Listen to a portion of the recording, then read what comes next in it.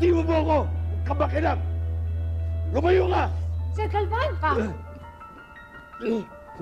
Tulungan ko na po kayo. Bitiwan mo ako sinabi! Pa!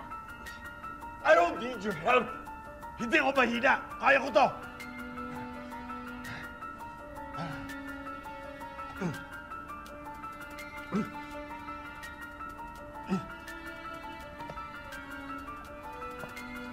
Ay!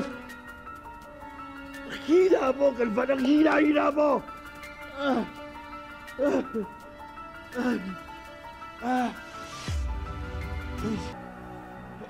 Pa!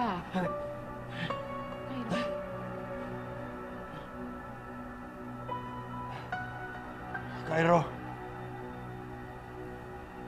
Ah. Ah. Ah. Ah.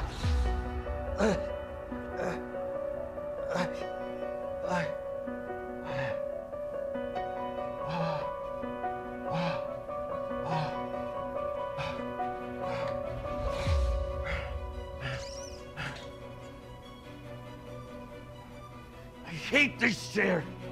I hate this life. Pa! Stop saying that.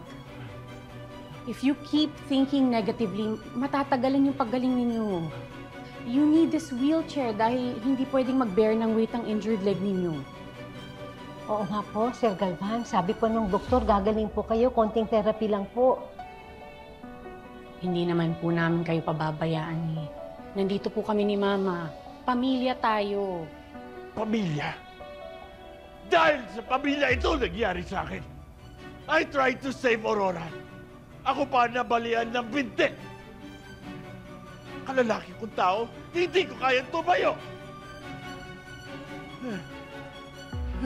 Pa, wala na po tayong magagawa. Ang importante, ligtas tayo. Oo nga po, Sir. Look towards the future na lang po. Yung paggaling po ninyo, tsaka yung pagdating ng apo ninyo.